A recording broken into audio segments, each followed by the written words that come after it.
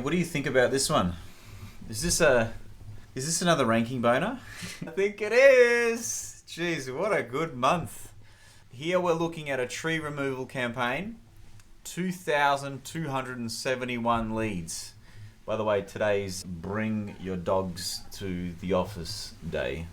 Both of them have felt really needy since they had this nice trim. They're feeling a little bit self-conscious, so they want to be close to Papa. Are you okay, Julia?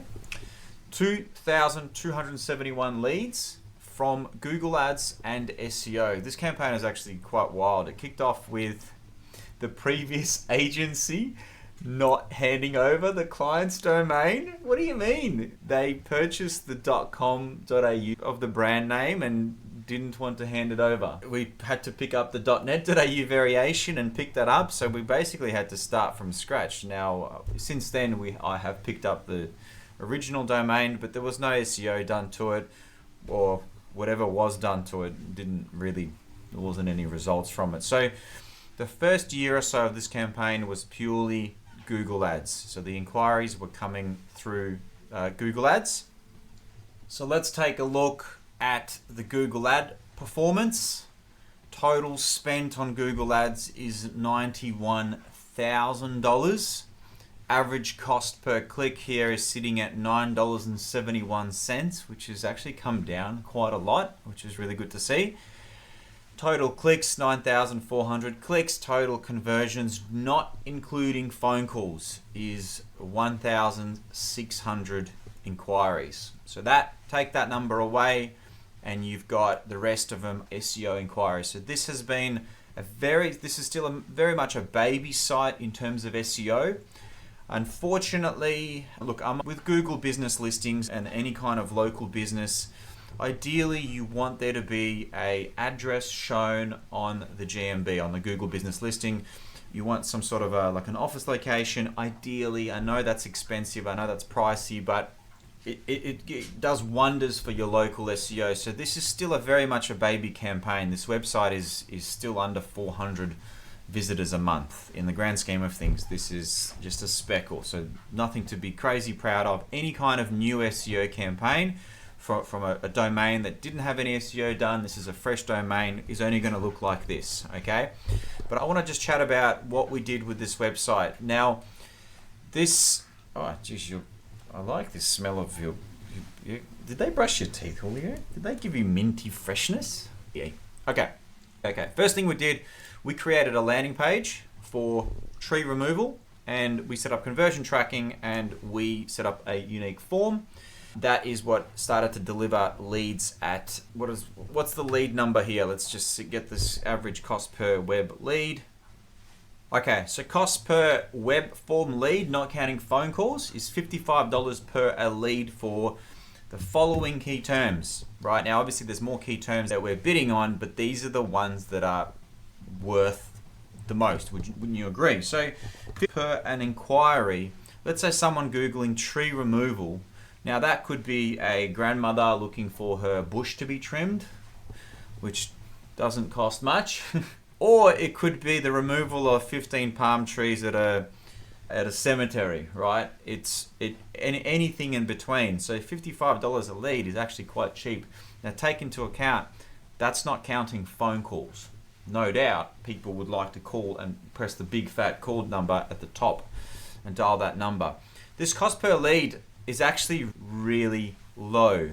I keep seeing Google ad accounts sitting at $1, $2, $3 a lead, a click, and the agency's bragging that this is such a low cost. The business owners bragging that it's such a low cost, but that just tells me that the money's being wasted on useless keywords. I know that because I'm running so many accounts right now. The keywords that actually matter are worth a lot more, triple or quadruple what the average that they're showing you. For example, when Google say that they estimate from $3 to $10 a click for tree removal, what they actually mean is when you say tree removal, they will take potentially your money on free tree removal or tree removal jobs or tree removal career or how to become a tree remover? Well, what is the best chainsaw for tree removal? Do you agree that those keywords, some of them are still quite valuable, but they're more or less useless for a tree removal campaign or an arborist? So those key terms would potentially be on the cheaper end, like $2 or $3 or $1 per click, or arborist job description or arborist resume, right? Google still bills for those keywords. They're not gonna miss an opportunity to take money, but a term just tree removal, nothing before, nothing after, so we're talking an exact match term, they're not going to miss an opportunity to bill accordingly for that term. So when I log into a campaign that's spent a couple of grand or whatever the amount is, and the average cost per click is $2 to $3 to $4 or $1 or 50 cents a click, that's just telling me that majority of that budget, or a big portion of that budget, is wasted on key terms that do not matter. And my first question was, okay, they're really good numbers, suspiciously good numbers. What sort of inquiries are you getting? Are you getting people asking you for jobs? Funny enough, you know what? It's funny you say that. The last bunch of inquiries were literally just people looking for jobs. I go, there you go. I'm sure the likes of Seek.com and other recruitment agencies are lifting up the cost per click on those terms, but generally speaking, for an arborist where you're trying to sell a service, those key terms are useless. Now this is where most Google ad campaigns that I log into generally a failure in terms of positively geared leads that actually get in front of people that are looking for the service and not something else, right? Over the years, we've evolved this campaign quite heavily. I mean, for the keywords that we are showing up for and overlapping, Google reckons our campaign is performing better than Jim's, High Pages, Redback, and a whole bunch of other competitors. Now, that's huge. Jim's is a big brand. High Pages is a lead gen. They've got $1 million budgets for these things? They've got agencies of crazy caliber running this kind of stuff. Now, everyone that logs in may see something like this, but this is basically saying that for the exact terms that we're overlapping I have a good England, Google likes our ad better. Now, what do you mean by likes our ad better? It feels that people are engaging with our landing page better, they're inquiring more, so Google is actually charging us a little bit less than the competitors and sending us more visitors. It's a way that they reward good performing campaigns. So we, over the years, these are unique ad groups. I can't stress the importance of having a unique ad group for each service offering. So for music lessons, it might be piano lessons ad group, violin lessons ad group. For this space, each one of these is an ad group that have 5 to 10 unique ads inside. Right, that's 5 times, 20 ads? That's a lot of individual ads. In other words, when someone's Googling tree removal, you want to show them an ad that literally says, looking for tree removal in Sydney. So they feel this is close to what I'm searching. If they're Googling tree cutting, show them tree cutting. Take them to a landing page that shows them tree cutting. If they're Googling stump removal, oh my God, where did we just go there? Stump removal, tree pruning, tree trimming are different things, right? Different ad variations. That helps with conversion rates. It helps with click-through rates. So happy days. So that's talking about the Google ad, because the Google ad has driven, more than half of the current inquiries. What's happening now is when the SEO is beginning to take off, we're seeing more SEO inquiries come. That means that potentially we can start dialing down the Google ad, but it always depends on the business desires. Maybe he's got a scalable solution. He can hire more, he can get more trucks, and so if anything, let's just ramp it up. We can handle the work. All right. What's also happening is I've actually got 4 other tree removal websites of my own that have been marinating through the ranks even before this one became an SEO campaign. So they're starting to pick up leads. They're starting to send SEO juice. Now that is not being added to this lead count. This lead count is purely web form inquiries, not phone calls or not direct emails filled out on this exact website. My other websites are separate. They're bonus. It's something that I do for a lot of my clients is I build my own websites around them, and I use that to push competitors down the page. I use those websites to send more SEO juice to my client campaigns, essentially support the campaign. I use them for backlinks. I use them for a whole bunch of reasons. I build directory type posts on top 10 tree removal on my sites, and I list my clients first. This particular website has had 335 guide-like blogs. Now, a huge chunk of them are actually scheduled out to go live. These days, you don't want to publish 100 blogs on one day. You used to be able to, not anymore.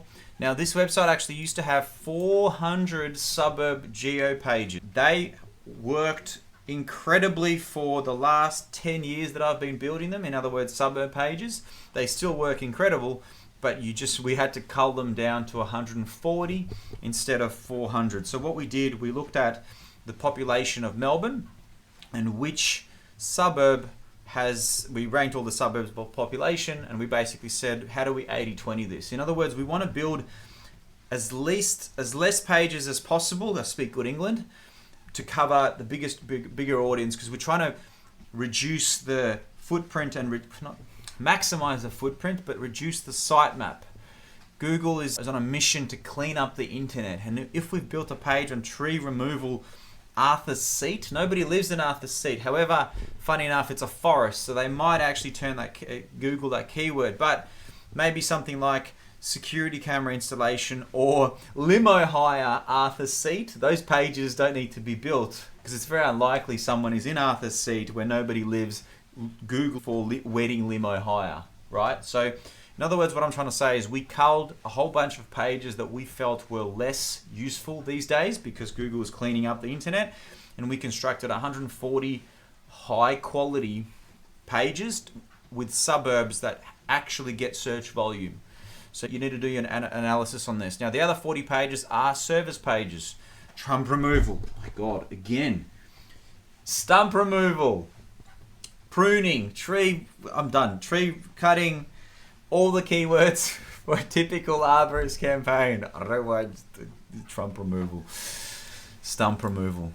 Guide-like SEO blogs. So in other words, lots of blogs, lots of SEO pages. Guess what? Lots of backlinks. Because I've got so many tradie campaigns, because I've got other arborist campaigns, I instantly have lots of links to send straight away. And then obviously links are quite costly and we build them as well. So another ranking boner to add to the list. Not crazy traffic, 400, but it's heading in the right direction. Bottom chart is showing how many unique organic terms we're showing up for, somewhere between page 1 and page 10. So in other words, this bottom chart is showing we're loading blogs and things on the website, and Google is rewarding the things that we're loading up with traffic that is increasing local organic SEO inquiries. And of course the Google ad so we had to actually dial down the Google ad a little bit because the SEO is taking off and we've got the sweet spot. But at any stage, we dial it up, and yeah, there we go. Cost per conversion was actually going to write 51. I calculated that manually. I am very good at maths using my calculator. Hope that's helpful.